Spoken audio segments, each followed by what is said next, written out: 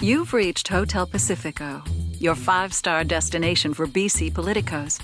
Press 4 for room service. Press the star key for your hosts Mike McDonald and Kate Hammer. Welcome, guests. Check your spin and your talking points at the door. We've got another great guest today checking in to talk to us about public opinion, the future of polling, what makes a premier likable or not. They're all great topics, eh, Mike? Well, first we have an emergency to report. It's a very foggy day in Vancouver, and the Helijets may not be able to depart to Victoria. And this is causing a breakdown in the BC Public Service. They may have to take the ferry. So our hopes and prayers are with all those taking the Helijet that you will get to the other side soon enough. Hopes and prayers, which are really what matter always. But we have a guest here today who will help us see through the fog through her great analysis of the numbers of what Canadians and British Columbians are thinking. Shachi Kurl, president of Angus Reid, and it's just one of many things she's done in her life. She's been a reporter at the Press Gallery through CTV Vancouver Island. I think it used to be called A Channel when Shachi was there. She's also been a business advocate through the CFIB prior to joining Angus Reid. Shachi, welcome to Hotel Pacifico. Thanks for having me, and I'm looking forward to the little chocolate on my pillow and where are my turn down slippers. So what I didn't say is that I've actually known you since you're about 11 years old, because I went to university with your older sister, and you're about as opinionated and brash today as you were when I first met you. So I know we're gonna have a great conversation. Don't change a good thing, but it right. means that you reserve the right to torture me like a little sister, and I reserve the right to bust your chops as much as I like. Deal. Relatable dynamic. Yeah. So how did you get into polling anyways? I never asked you that. Yeah, because every 11-year-old or 4-year-old, playing with her stuffies in her bedroom dreams of being a pollster, and I was out there like trying to figure out sampling methodology. No, none of that. I am absolutely the accidental pollster, but it's been a fantastic journey. So you introduced me as a former journalist, and that was my childhood dream. So I was interviewing my stuffed animals at that age, but journalism was a tough business then to stay in. It remains a tough business. I went through, in my little newsroom, several rounds of layoffs, which when you are very young and starting out in your career is a little bit soul destroying, but more than that, it's more just looking ahead and knowing that there's not really a lot of opportunity to move up or even hold on for that long. And at that point, the journalism cutbacks in newsrooms were very much about eating the middle, or eating sort of the young or sort of growing mid-level people. So even in my little newsroom, as I moved up and moved along, I became increasingly aware that the accountants were going to start, like, for every raise and promotion, it's like, yay! But also there was a realization that it meant at any point you might be tapped on the shoulder and be told, well, sorry, you're red circled, you're making too much, we gotta trim the top, or I had managed to very much carve out a niche in my newsroom around political reporting, because I've always been a political junkie, and we didn't have a bureau that was dedicated. I really sort of worked to establish that, and not just be at the legislature when the House was sitting or when a budget was brought down, but actually there all the time. But that was sort of an uneasy thing, and I knew at any point you might be told, look, we're not going to staff that bureau anymore. You can come back and do general assignment, or you can anchor an 11 o'clock or an 11:30 show, but there's not. So I always knew it was increasingly, I got to the point where it wasn't forever, it was for right now. And that was challenging. Always dealing with budget constraints was challenging. It didn't feel great, but it was what it was. And for a while, you are just so eager to compete with the big guys. So you talk about Helijets, Mike, like I remember the big networks. So, you know, Global and CTV and CBC, they'd send their bureau chiefs over, you know, on the helijet to go cover a thing. I would get on what was then the PCL bus, and then I would take another bus to the convention center, and they were paying for feeds from the convention center back to their newsroom.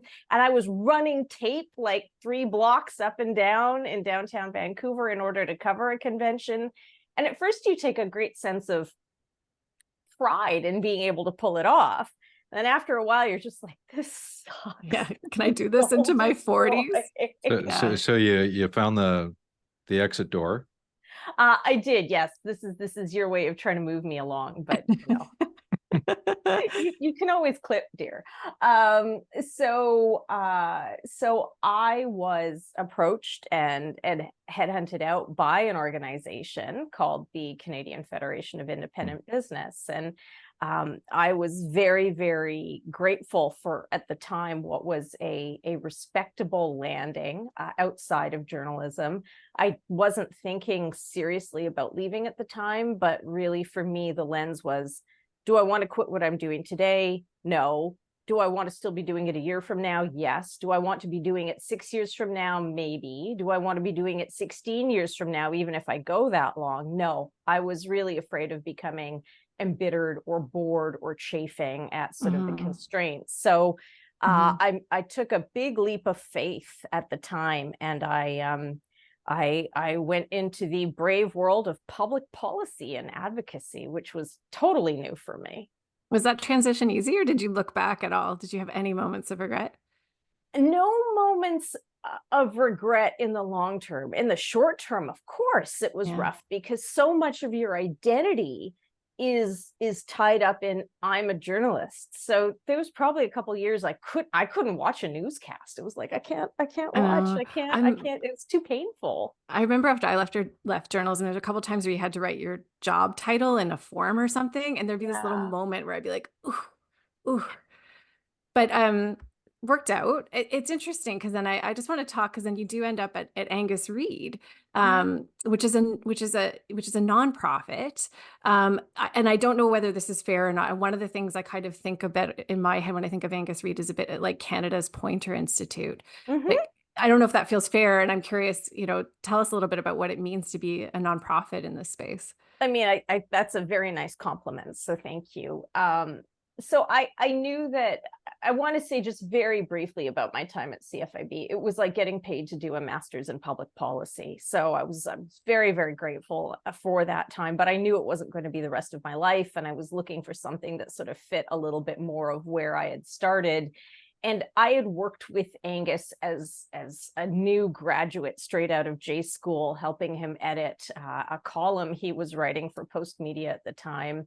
And, you know, the thing about Angus is he's so brilliant, and yes, he's a character. There's no doubt about that. But if you're in his orbit, you don't leave his orbit. So we had lunch every year, and he would always ask me, what's going on in your life? What are you doing? Are you happy?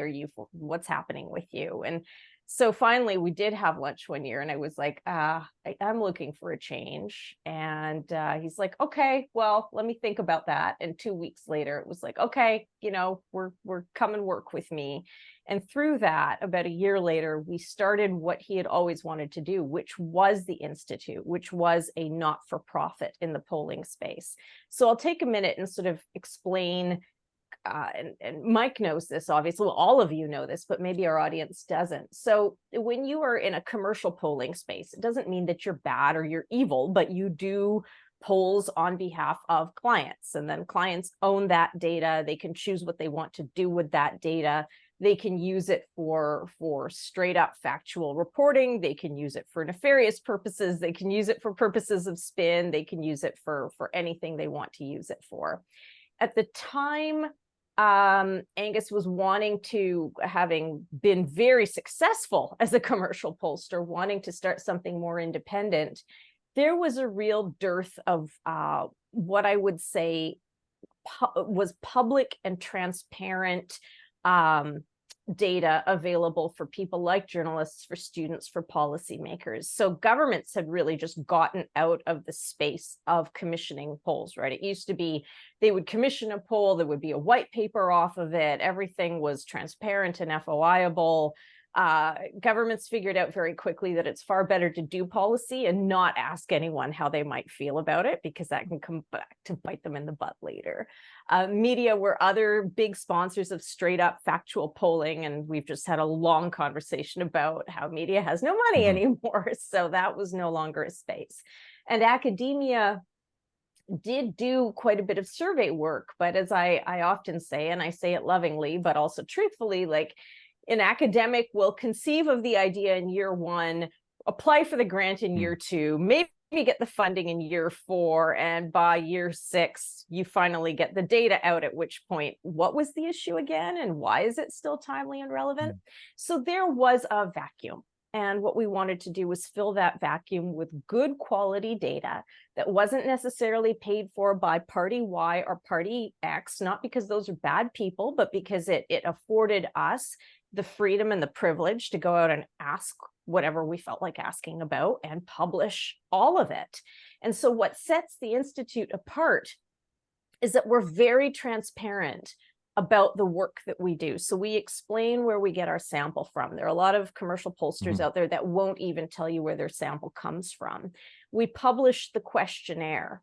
We publish all the data tables. We don't put that stuff behind a paywall. You don't have to sign up for anything. It's all there on the website, because we feel like there's just a need for maximum availability and transparency around the information that's being put out at a time when it just feels like, with social media and everything else, like we're in this world of opinion rather than fact. And then fact, is it going to stand up to scrutiny? So we put ourselves out there to be stood up to scrutiny. And it means a lot of people like to complain and bitch. Can I say that on this podcast about, like, why did you ask the question that way? Why did you do we got that? We got the E explicit.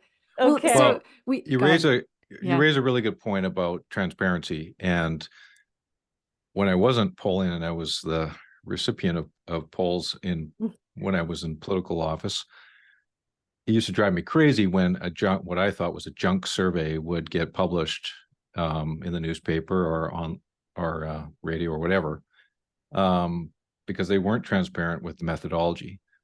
And whether it was a sample concern, whether it was like, I didn't know what questions preceded the question I was concerned about, because there could be a bias in the order of the questions. And so on that side, I used to push back hard, but I also, as an observer today, continue to see it. Certainly a lot of the methodologies differ, whether it's automated technology or versus other forms. I mean, you're mainly an online panel, right? Usually polling versus online panel, which you want to explain to our listeners exactly what that is? In 30 seconds or less, I'll do my best. No. So look, polling used to be people deployed by the Gallup company in the United States going door to door and knocking on doors and doing in-person questionnaires on a form in someone's living room and going, well, ma'am, what kind of coffee do you have in your living room? The sampling problems around that is they didn't go to quote unquote bad neighborhoods or poor neighborhoods. They certainly weren't going to Black or Hispanic neighborhoods. We're talking predominantly in the United States. So in-person polling had sampling problems. We then went to the era of phone polling, which in many ways was the golden age, because number one, you could guarantee it was random because everyone had a phone in their house. In those days, everyone picked up the phone. That was a really important thing. So you could randomize who got it was just a random set of numbers that got called. People always picked up. So your response rate was 100% and it was 100% randomized. That is so not a thing anymore. And it really hasn't been since the mid 80s, certainly since the 90s. And so sometimes phone polling still can have a place if you need to maybe hit a certain neighborhood or a certain postal code, but it's corrected for knowing that, response rates are as low as 10%. So for every Mhm. 10 phone calls you make, maybe one person picks up the phone. They're much you're more lucky. likely to be older. Yeah, you're right, Mhm. Mike. And lucky if it's that. They're more likely to be older. You're going to get skews. You're going to get skews around who still publishes their phone number out there, et cetera, et cetera. We don't even have phone books anymore. So all of that. So that heralded in the new era of what's known as online polling or online sampling. And that started, really about 15, 20 years ago out of the United States. It was pioneered sorry, not the United States, the United Kingdom. It was pioneered by a British company called YouGov. And they really set the gold standard for how to do this in a randomized way, knowing that it can't be totally random because people are agreeing to be impaneled, to join a panel to take a survey online. However, they don't necessarily, those respondents don't have a say or a lot of control over which surveys are sent to them. So there is still a level of randomization there. And if you can build out a panel of 90 or 100,000 respondents, and you're going out to say 15 or 1,600 of them at a time, it's not as though you're going to have a very skewed response, because we can then look at who these respondents are in terms of where do they live in the country, what's their age, what's their education level, what's their gender, what's their walk of life, how do they skew politically, and you can sort of balance out a lot of that. And that has become the industry standard today. So we do it, the folks at Leger and Abacus and Ipsos, a lot of those pollsters, the big pollsters, the best named pollsters, of course, Polera, exactly. I was getting there. Yes, very good, very good. That is the standard that they use now. And of course, there's always limitations. Now, Gen Z is like, what is email? Like, Yeah. they're So not where do you into think it's that. where do you think it's going? I'll tell you. So, right, Thank you. in order to stay current, you're always dealing with what's the next technology. So the next spaces are going to be around SMS and chat-based surveying, and surveying on through social media channels. So that's not going out to Twitter and like running one of those, or sorry, X or whatever we call it, and being like, oh, I'm going to do that's garbage. That's like not even methodologically sound. But it is using those channels where people are. So whether it's TikTok or Insta or whatever the next thing is going to be, to go and capture those respondents, particularly young respondents who are not in that traditional online space in the same way anymore, to be like, hey, we really want to hear from you as well. And that's happening every day. How good are these methods at reaching into the various ethnic diasporas in BC and in Canada? They're getting better. They're getting better every day. So there's a few things. First of all, one of the things that I'm always having to remind, less and less so now, but in the beginning it was around having to remind our colleagues that someone who belonged to a visible minority but was, say, born in Canada wasn't going to be responding the same way that somebody arrived in Canada 5 or 10 or 2 years ago is responding. But there's a few things, particularly in Canada, that make it helpful. So one of the biggest barriers or challenges is if you don't speak English. So deploying a survey in a different language, in a different script, that's a high barrier, and that drives up the cost of doing that work. But things like AI and automatic translation are some of the ways you can deal with it. The other thing is, in terms of our immigration subpopulation, to this point, Canada has cherry-picked some of the most educated people out there in order to come to this country. We have a pretty strict and pretty intentional immigration system. So we find that if you are able to keep the language fairly straightforward and clear and not use a lot of jargon, you can actually deploy a survey in English even. And as long as you're out there trying to capture not only people across a gender diaspora and a culture diaspora, but also around an immigration experience, you can find that. So we trialed that particularly around trying to understand the experiences of recent immigrants from China and Asia at the height of the pandemic around some of the anti-Asian racism that we were seeing. We did a collaboration with CBC News in British Columbia, talking to South Asian and Chinese East Asian populations, as well as Indigenous populations, try to understand their motivations or concerns around getting vaccinated. So we've done this. We're learning how to do it better every time. It's iterative. But one of the things, being a person of color, being from a South Asian background, that I was very much up in my colleagues' grill going back even 5, it'll be 6 years, was we need to build out our sampling so that we can capture what I would call at the time were seen as blind spots or gaps in terms of population. So, you know, with everything, it's never 100% perfect. The only way to have a 100% perfect survey is to go out and talk to 40 million people at a time.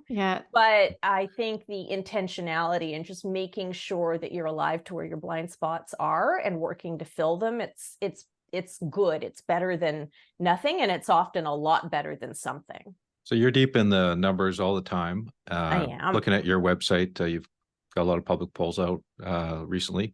What's on the mind of British Columbians right now? Cost of living, housing,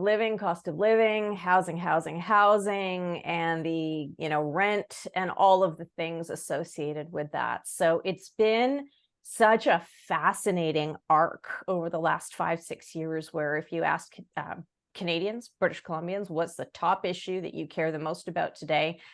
2018, they would have told you climate change.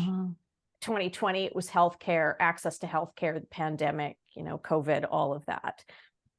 2022, 2023, it's been, I can't afford to buy things. I can't afford to live. If you're in, and for a while, there was a big divide between owners and renters, right?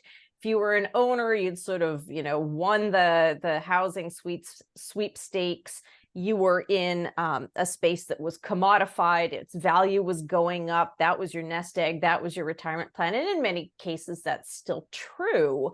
But it was renters who were sort of seen in the loser's ledger. That's not my perception. I have been a renter and an owner at different times in my life, and I will not refer to it as a wacky time in your 20s.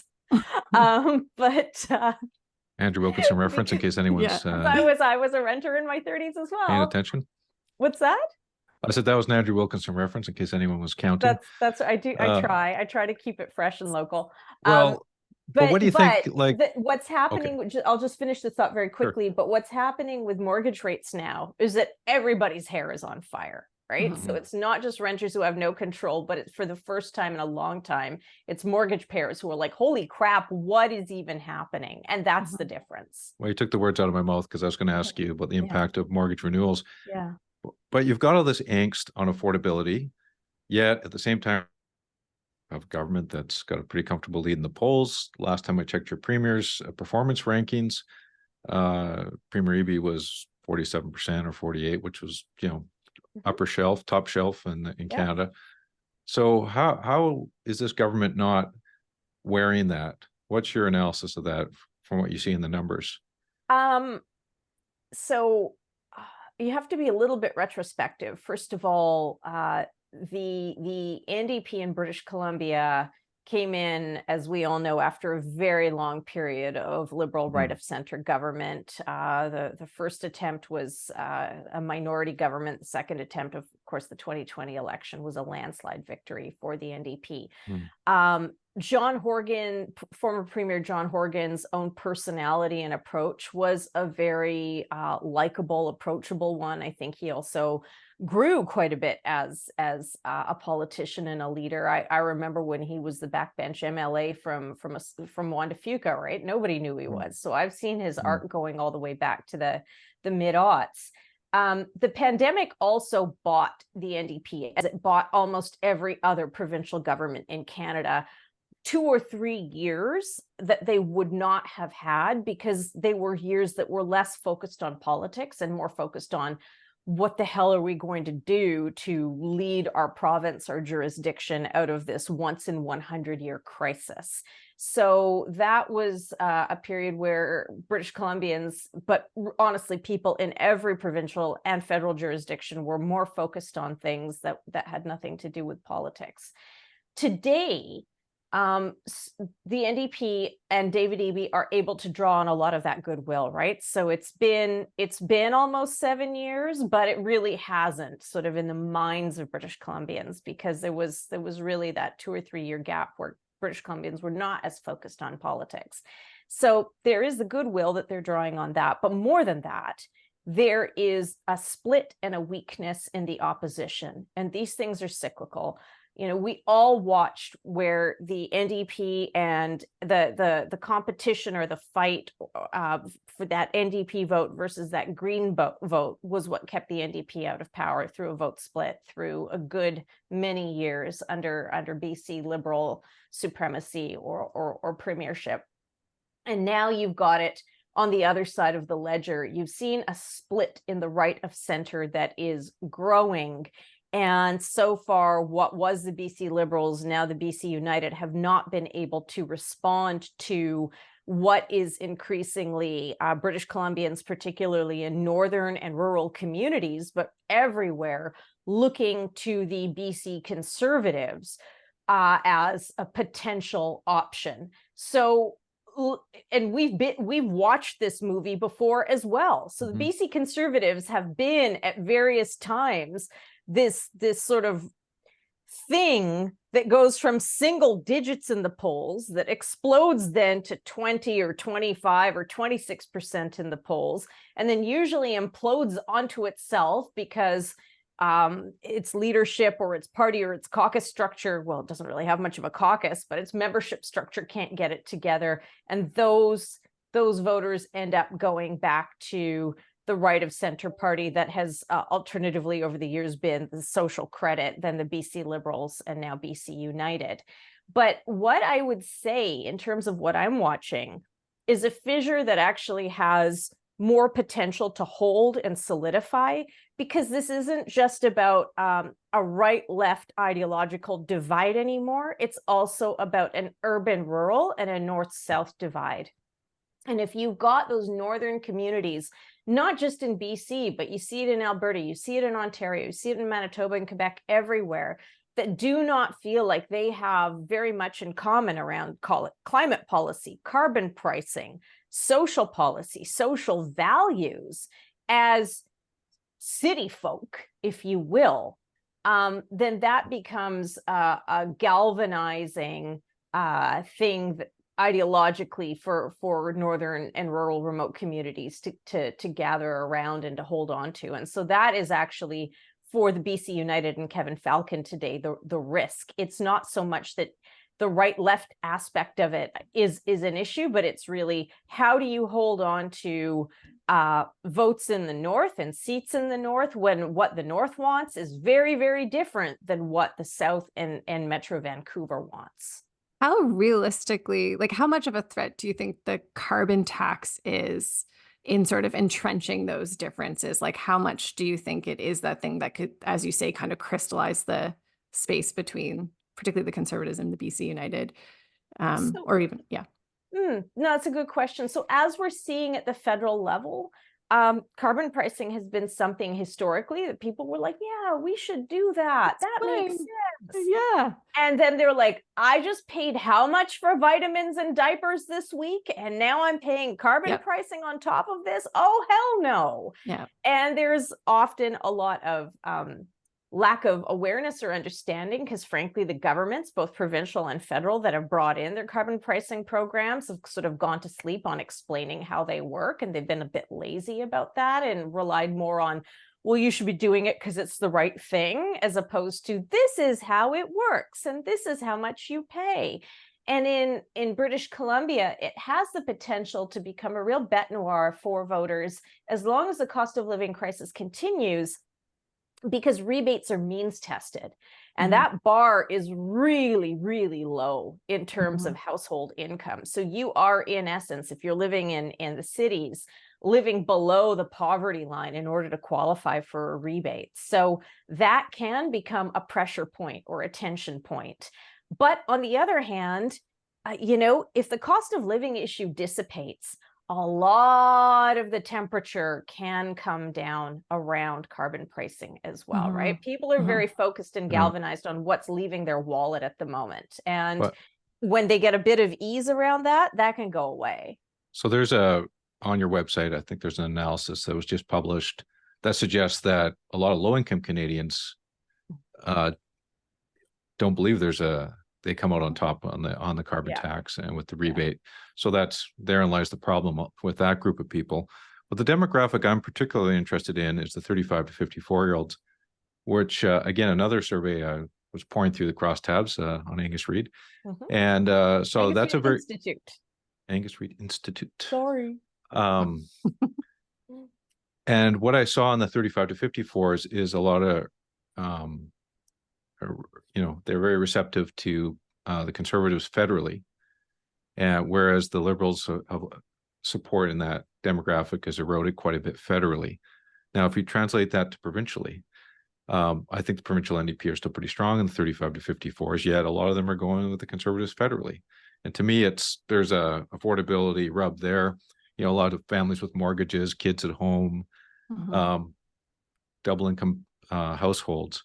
Right. And to me, that's volatile. If there's maybe a demographic to move against the NDP provincially, maybe that's the group. So there is, that 35 to 50 cohort is, first of all, a cohort that has a higher propensity to vote. And then older Canadians, that 55 to 65, 55 to 70 have the highest propensity to vote.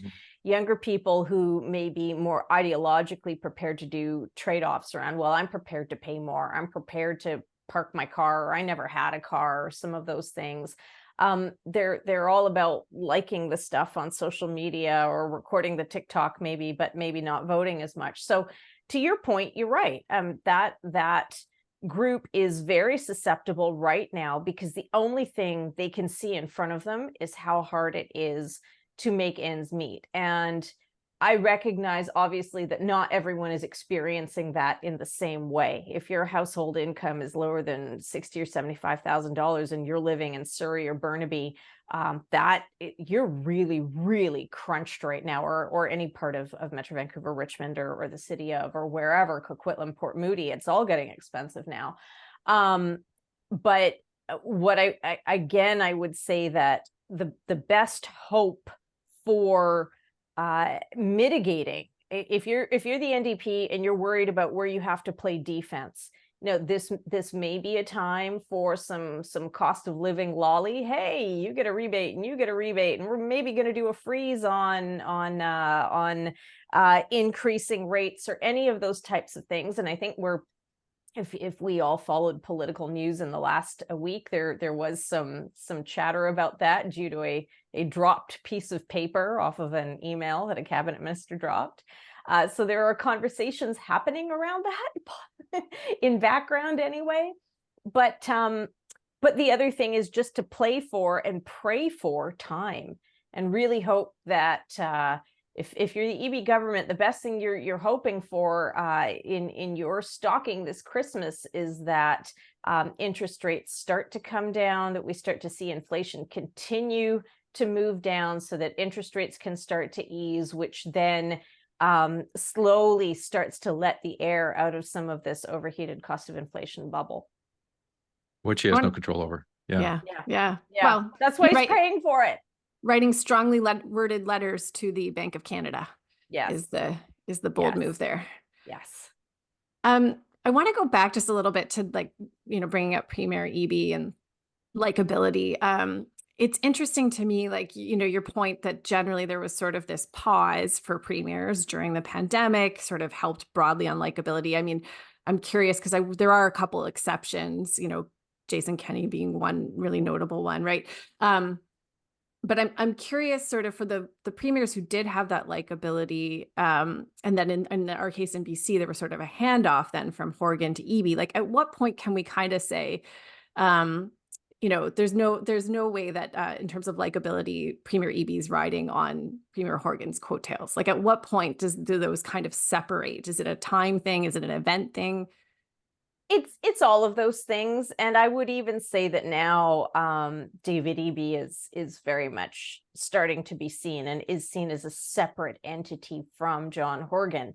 He has not necessarily, from a style perspective or a comportment perspective, put a foot wrong as yet, but there's always time for that.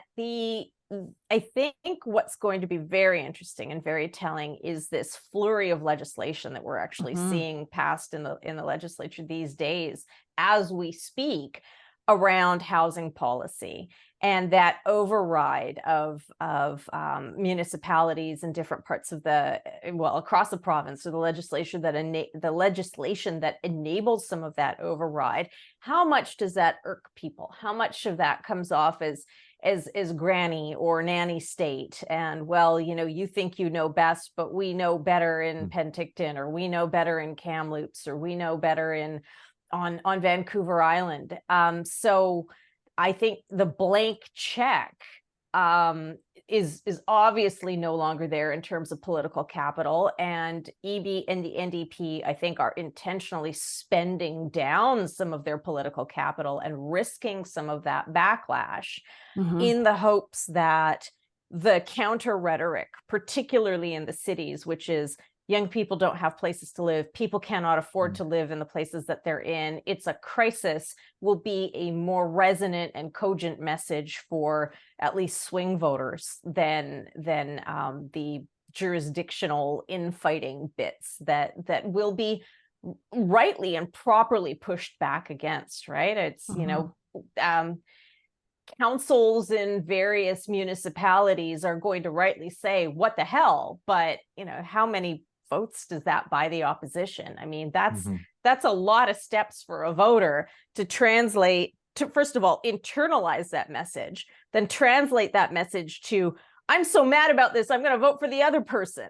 And then which other person are they going to vote for? Is it going to be John Rustad and the BC Conservatives and their candidates, or will it be Kevin Falcon? And the other, the name change for the BC Liberals to BC United has been a dud. I wouldn't say it's made things worse, but it didn't make things better. Do you track your numbers back to that? We asked that question. We asked the question of British Columbians at the time that it happened. Like, first of all, are you even aware of this? People were not. And then when we told them about it, we said, does the name change make you any less likely, or no difference at all in terms of your vote? And people were profoundly meh about the whole thing.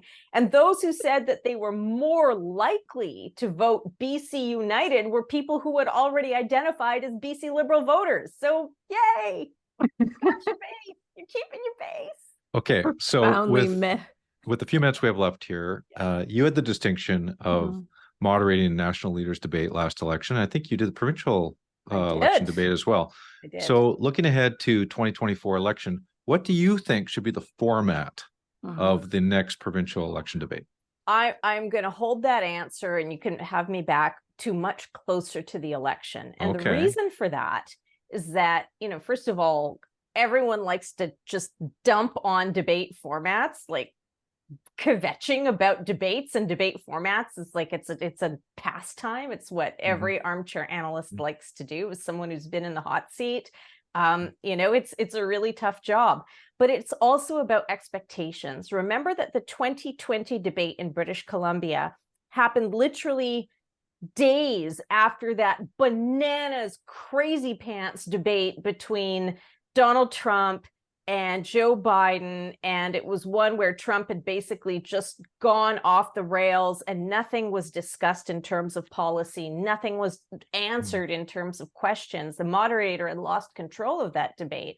So I think what people were looking for was a very low-key, respectful, quiet, tightly controlled debate.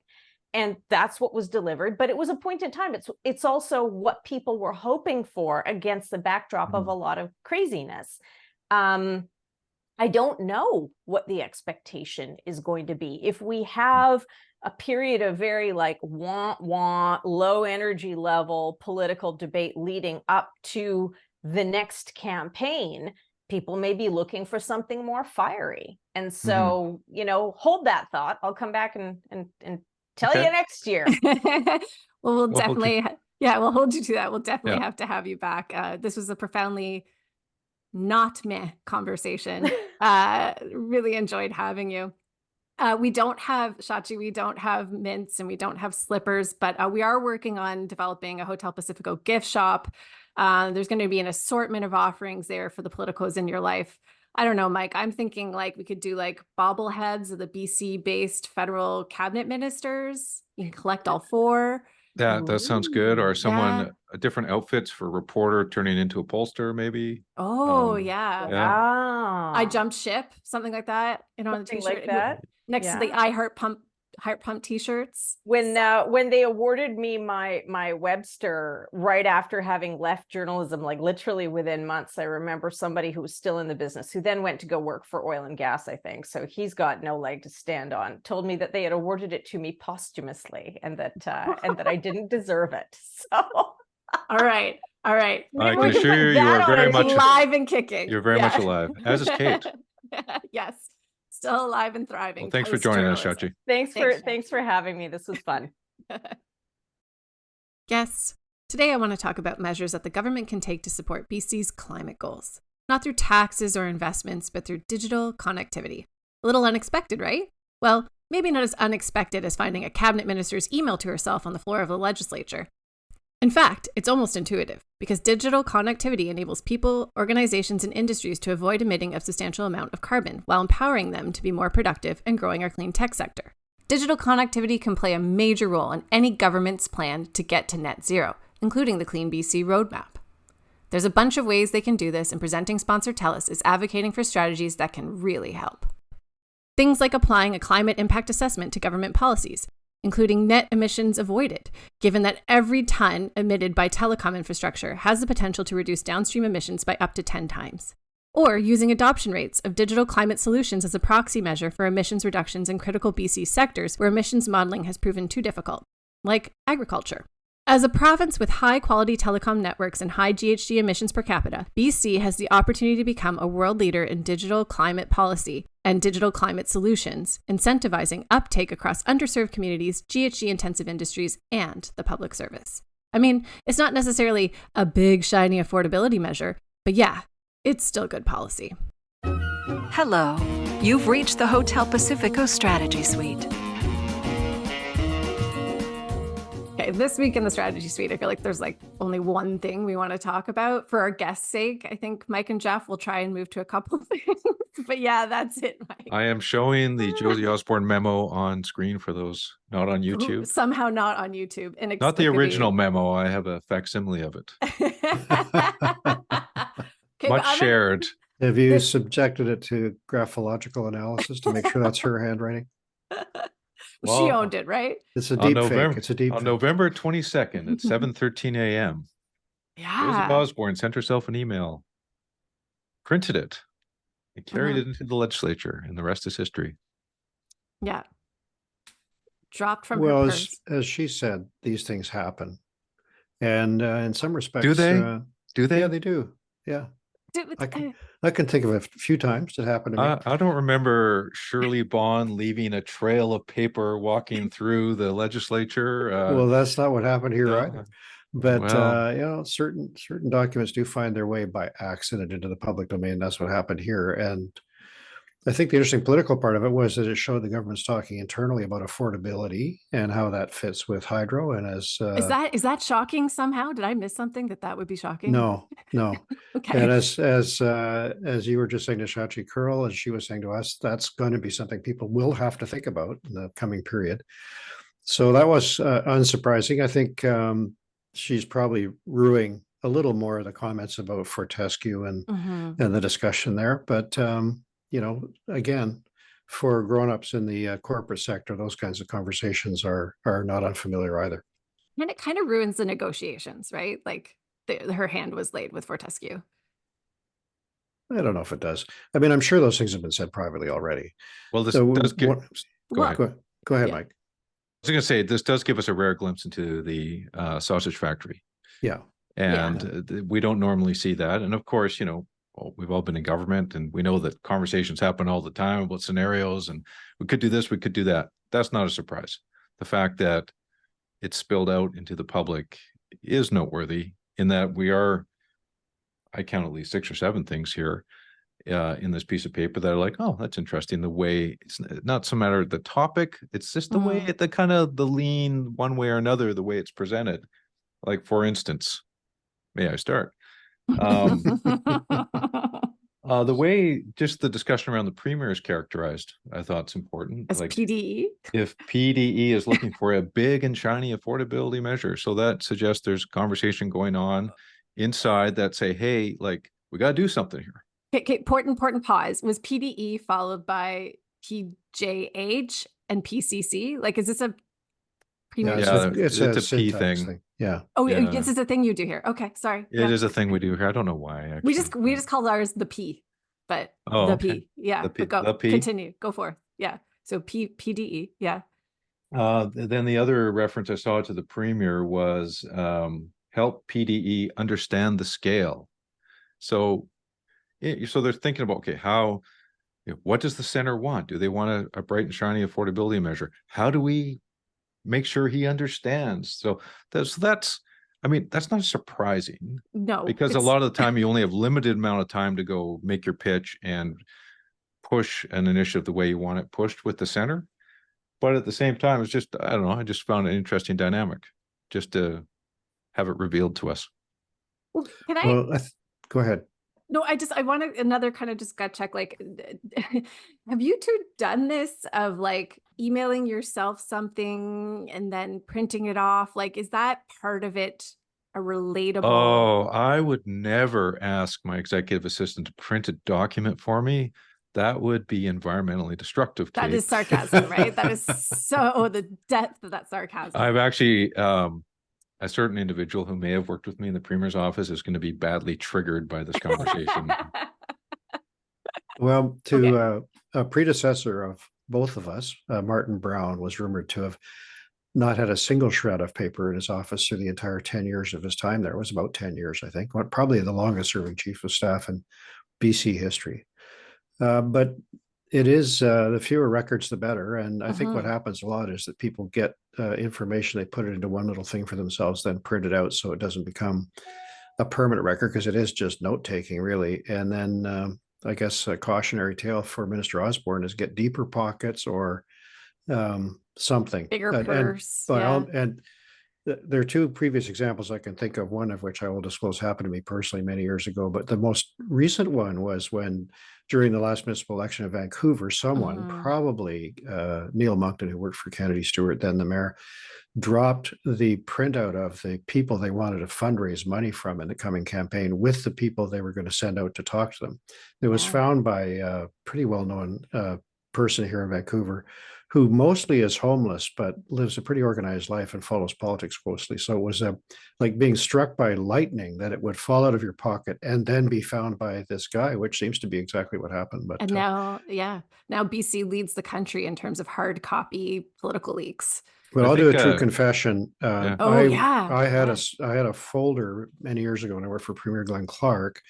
I was having coffee with a few pieces of correspondence in that folder, including the script for a radio thing he was about to do, and some bullets in an email regarding a possible throne speech draft, and got up and left the table and walked away about 7 minutes, realizing I'd left the folder behind. I raced back. The folder was gone, and no one could tell me where it had gone. So I assumed it had been cleaned up by the clerk, and that was the end of that. So what could I do? I just decided I'd have to relax. But about 2 weeks later, I got a call from a government relations representative for, I believe it was the Chartered Accountants Association of BC, who said, I've got something you may want. And he had that document because it was in a folder with an email from someone in an unrelated office a few doors away. And so the cleaner had found the document, said, wow, this could be important, but I don't know what it is. And so by a long chain, it arrived with him And I said, well, you're right. I would like it back. And he said, well, I would like a meeting with the finance minister. So we both left happy. I got my document. He got his meeting, which he actually was entitled to given his role in life. So Oh my gosh. Just listening to Well, that story gives me nerve low-key wracking. anxiety. Yeah. Nerve wracking. Well, I don't think there's any truth to the rumor that there are 5 BC United researchers following Josie Osborne around now in camouflage. Maybe on the beaches I of think it's a Tofino. backbencher who's hoping for a front bench spot now. I know. Maybe. Well, But you yeah. know, shit happens, right? Yeah. And this is a case where like, oops, right? And it is, as we talked about, it is interesting to see what's behind the curtain. Yeah. And that despite you know, the high poll numbers, and we talked with Shachi about the Premier's high ratings, that there is a bit of paddling under the water going on. Yeah. Some furious paddling that maybe we don't always see, you know, and that, I guess, if I was to be charitable, I'd say this is a government that is not taking the voters for granted and doesn't want to be complacent about some of these issues that could be like icebergs under the water, i.e. affordability, right? On the other hand, you know, are they struggling to find the right pathway? Yeah. Yeah. It's the calm duck on the surface with the paddling feet. And, you know, like Shachi was saying in our conversation, I think part of what's got to be hard for this government is so much of what's ahead for them in the next year is out of their control. So many of the policy files they're so focused on, and the affordability crunch is really not entirely on their hands. So those duck's feet are really paddling. Well, particularly when so much has been done on so many fronts. I mean, I won't delay the end of the program by listing all the affordability measures of the government under the leadership of Premier Horgan and now Premier Eby, but it includes very expensive items like tolls and medical services plan premiums and a whole host of things, and a lot of freezes for things like hydro. Jeff, And don't get they're governmentitis. costly. No, governmentitis. Ooh. No. Don't get governmentitis. But nobody remembers any of that. I could list 16 years of accomplishments for BC Liberals. We should have a No. governmentitis like episode just for the two of you to cleanse your, like, get it out. We'll just let No, you go. I think too much of our listeners to do that. Jeff, Well, okay. Jeff hasn't been out long enough yet. He's still in, I know, we gotta let him get it out. still in detox. Yeah. Well, okay, so you're not delaying the end though, Jeff, because I think we need to take a little bit of time just to talk about it's Bill 44, the housing bill that they're going to sit late to get through. And I feel like we're seeing a critical mass of mayors. I don't know what a pack of mayors is called, a murder of mayors. A murder of mayors. I don't think it's that. It's Anyway, a nightmare of mayors. A gaggle? No, they're a murder. They're a murder. non-insignificant number of mayors have come out speaking out against this and just raising the alarm bell about what it's going to mean for communities across BC. Do we think they're going to win this one? Do we think that Bill 44 is going to fall apart? No, I don't think so. But there's several bills, 3 or 4, that are in the House. One was actually shelved, which was the one that had first irritated a lot of mayors, which was trying to define what housing means when you're trying to have an injunction served against an encampment. And Mike and I had both come to totally opposite understandings of what that bill was. So that was clearly some confusion out there about it. It tried to set a benchmark for the courts.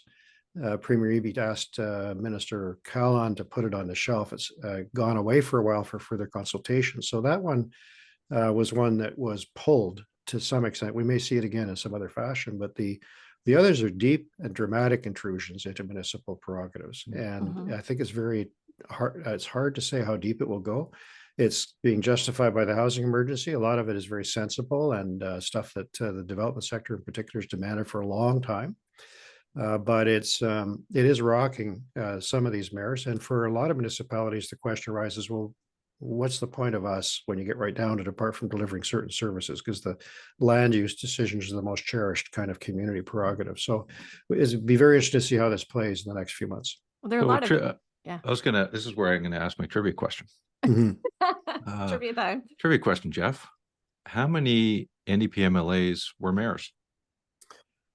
Well, Josie Osborne was Josie a mayor. Osborne. There's not too many mayors, but a significant number of councillors. I think Pam Alexis was Pam mayor Alexis, mission, right? yes, that's but right. My backing into my point here, which is, it doesn't seem like there are quite a few councillors, but in the past, I feel like there were more mayors in the legislature on the government side. And maybe I'm you meaning when you were there? Yeah. The halcyon days, right? But even earlier than that too, just over the years, because I mean, it's a natural progression of politics, right? You elect a mayor, and then what's next, right? You move into the provincial legislature. So, But I think this is an underestimated part. And I speak as a former councillor, so full disclosure. I think municipal experience is a fantastic preparation for serving in the legislature on either side. It's a logical place where you find candidates who have gained the confidence of the electorate and have an understanding of their local issues and get politics a bit. So I think certainly I would say the BC Liberals, Mike, have been more clear about that in the NDP. Let me challenge you a bit on that, Mike, though. Why do we have to distinguish between mayors and councillors? well, I think mayors are, well, I mean, that's a good point, but I think mayors, it's a bigger job, let's face it. And it's senior manager councillor. Yeah. And you go back, let's go back 30 years, like I always like to do. Gordon Campbell was mayor of Vancouver, chair of the regional district, and president of the UBCM. And he brought that municipal network into politics with him.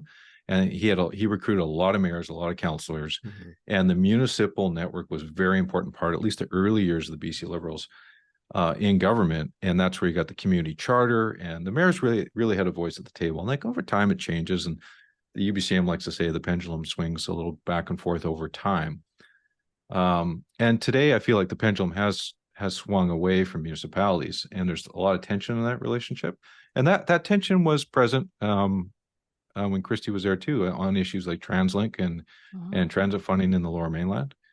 But it is something to be wary of, I think, if you're the government, when you have a mayor like Eric Woodward come out and blast the government over the Bill 44, exactly. And he wanted to be an NDP candidate. NDP aligned, exactly. Well, we can see in Ontario, Doug Ford grossly underestimated those issues when he tried to get into the Greenbelt. And so what I think Doug Ford's experience shows is you can't just say it's a housing crisis, therefore I get to do this. You have to watch out.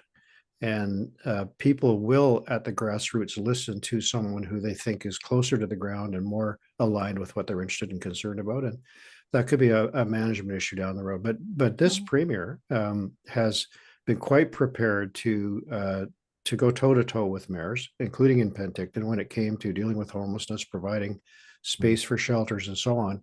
So it's been a bit of a tougher relationship between Premier Eby and municipalities, particularly when they're not prepared to take any action on crucial issues that are very important in their own community. Well, it's interesting you mentioned Penticton, because he did have that fight with the former mayor of Penticton over the homeless stuff. But under the new mayor of Penticton, now got a fight over the vacancy tax. Right. So anyways, the issues are bubbling up from the ground right now. And, perhaps housing action trumps all that. I think that's what they're banking on. Yeah. But there'll be a bit of collateral damage here. Yeah. From a murder of mayors. Let's move this to the minibar. Let's raise a glass or take a shot. Time to raid the minibar. I'm going to take a shot at Kevin Falcon. I know people are shocked at that, but I have to set the table a little bit.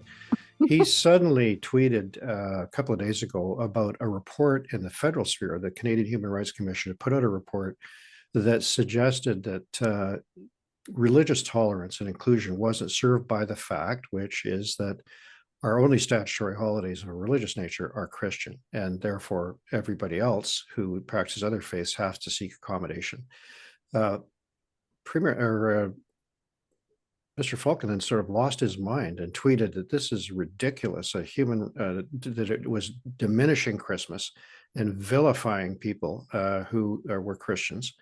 And he completely misread the report. I think he was triggered by somewhat woke terminology in the report that referred to Canada as a having a settler colonial background, which I agree is somewhat woke language, but actually a factual statement as well.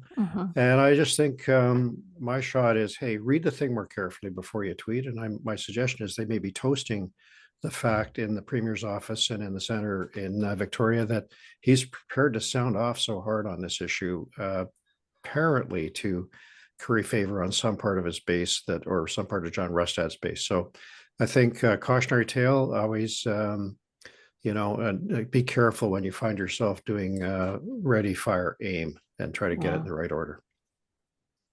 Yeah, I'm not touching that one.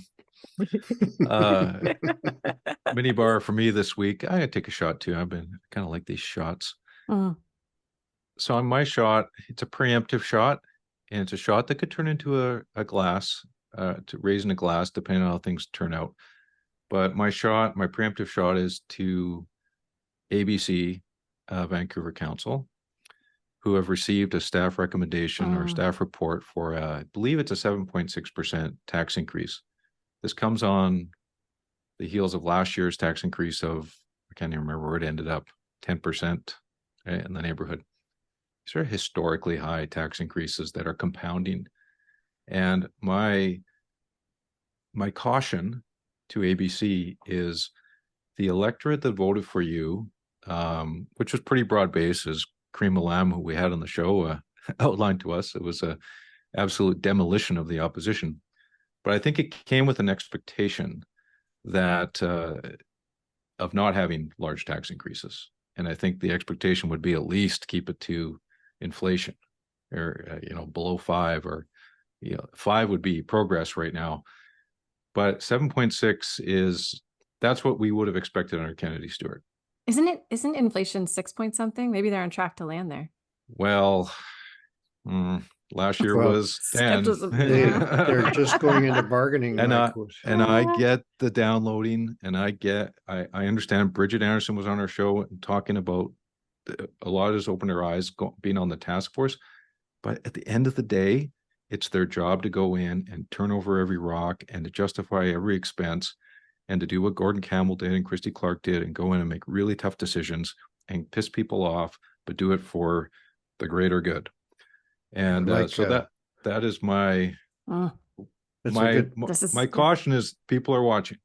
It's a good spot. They just paid the police officers the biggest rate, highest paid police officers in Canada, which may be utterly warranted, but normally that would be decided by arbitration.